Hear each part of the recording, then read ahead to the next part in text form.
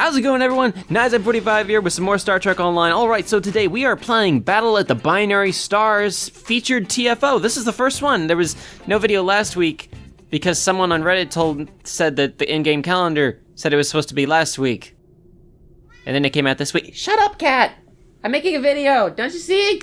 And prove to you that now, as always, we come in peace. You kids get off my lawn!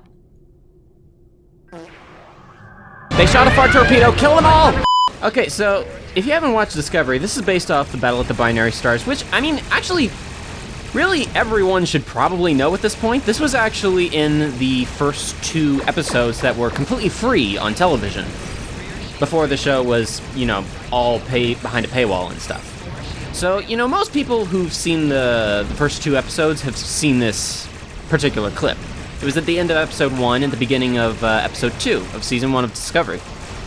And so far, for the first featured TFO, we're going to be recreating this battle in a holodeck simulation. That's why I'm actually playing as the Europa class, even though I'm actually playing in Saran's ship right now, which is the Kelvin Timeline Heavy Command Cruiser. It just looks like I'm playing in a ship that I don't own. Also, I am getting a lot of aggro right now. I figured it was a good idea to play as Saran during this mission, just because, you know, he already has the, I was about to say Kelvin Timeline beams, which he does have those too, but he has the Discovery phasers right now, which make it all more era appropriate. And plus, it just looks freaking awesome when you use fire at will with these things in this particular queue. I really like this queue so far, to be honest. This is about the 3rd day or so that it's been out. This is going to be the 4th day or so it's been out by the time this video goes live, I think. But so far, it's really fun. It's relatively easy, it's not too hard, there's a lot of ships and stuff to kill, and it's just really fun.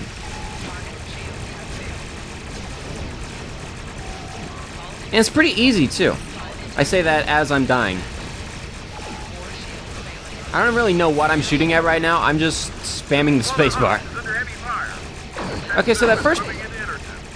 Thank you. Okay, so the first part that we just did... Oh, my word, I'm about to die. I didn't notice that. Where's it? There it is.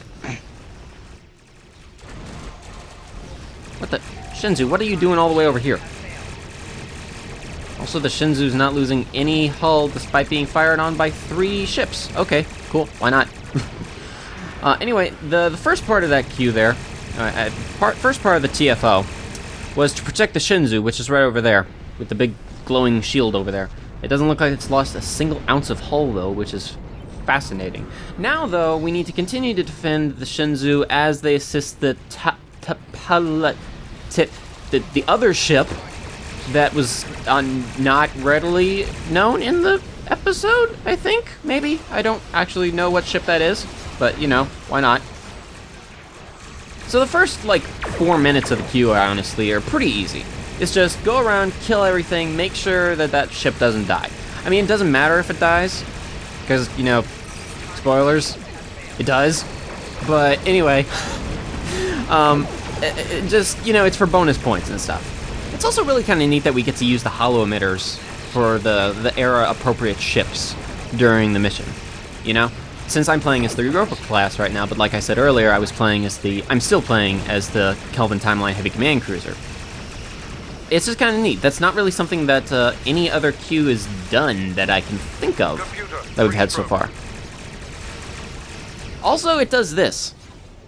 Everything's just frozen in time. Interesting data coming in. Both the Jaeger and the Clark have been disabled, and their crews have been ordered to evacuate. Our records show that the Klingons captured a number of escape pods during the battle. Do your best to minimize how many pods the Klingons are able to claim. Historically, only 19 pods were recovered. Okay, thanks, Burgess. Shut up now. Okay. So the next part, this is actually really easy, but it's also kind of... Whoa, no, oh, lag there. bit of lag there. Okay. So this part is actually relatively easy, but it's complicated just because, like, your fingers are multitasking while you do this.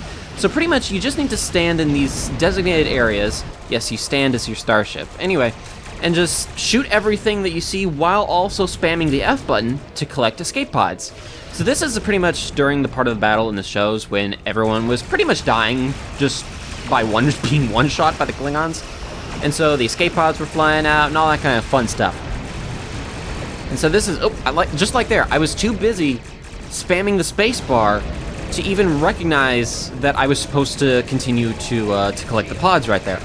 It's weird because it's like, it's supposed to be simple, but you're constantly forgetting that you're supposed to be collecting the pods. This is kind of interesting. Honestly though, if you just have fire at will, and you just keep pressing F, and just make sure that you're watching what you're doing, everything goes pretty smoothly. I'm gonna activate that.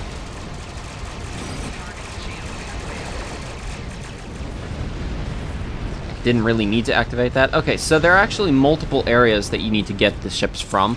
One of them was right over there, but now we need to go over here. I think this, I don't know, it was either Clark or the Jaeger. Actually, I can see right there. Never mind. Admiral, I am pleased you are here. Your offer of a ceasefire is accepted.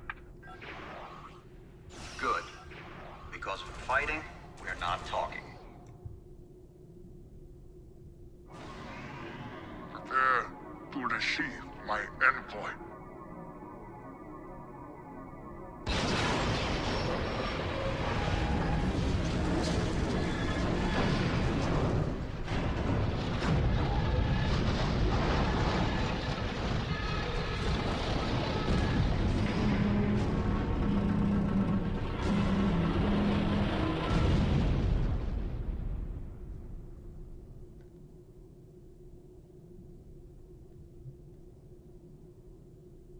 So, if you remember from the show, that is actually how the Europa was originally destroyed. Actually, was it the Europa?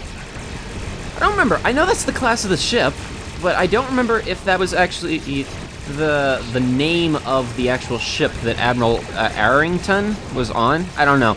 Anyway, it was honestly one of the coolest shots in the entire first 2 episodes or whatever. Because you got to see like the ship being ripped apart like that. It's cool that they recreated that. Also, I meant to say this the entire time. I've already wasted 10 minutes playing, and I haven't even said it once. But just look at the backdrop of this whole map. That is gorgeous. They really did a magnificent job recreating this. I'm about to die. That's the problem also with Fire at Will, is that you have a really big target on your back most of the time. I'd like to be able to turn now. I'm more than 5 kilometers away. Okay. So this last part, it's pretty much just kill as many Klingon ships as you possibly can. It's pretty simple. The Klingon sarcophagus ship that I'm firing at right now, it's not actually killable. After it gets down to below 50%, it just kind of becomes untargetable for a little while.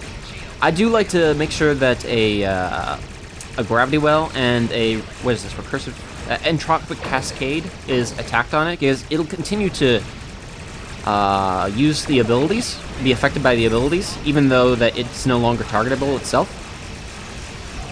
This is also another ability I just activated recently, which is the activate drill laser. It's one of the Kelvin consoles. I think it's from the Romulan ship, but it's a cross-faction console federation, so that's pretty cool. I found out it gives me a nice little phaser boost.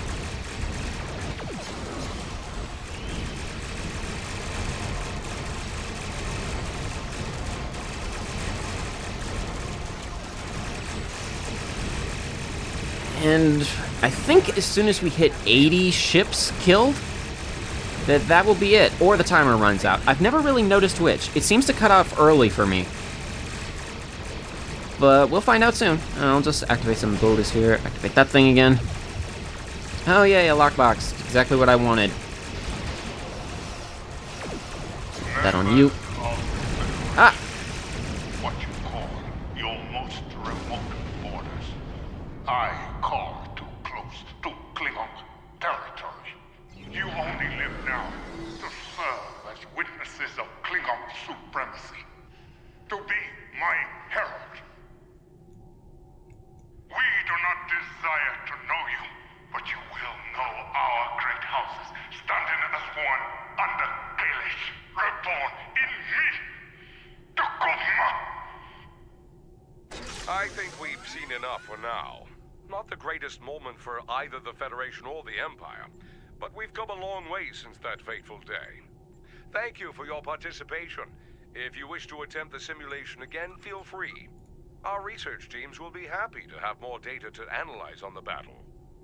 Anyway, so that was the Battle at the Binary Stars featured TFO. This event is going to be running for 2 weeks. 3 weeks. Yeah, but you got to get 14 of the little token things to get the prize. Anyway, that was the new featured TFO. I love this mission. It's honestly one of my favorites. Not the favorite I have, but it's one of them. I absolutely love them. Also, this ship is freaking beautiful with the Aegis set on it. Anyway, thank you all so much for watching, and I will see you all in the next video.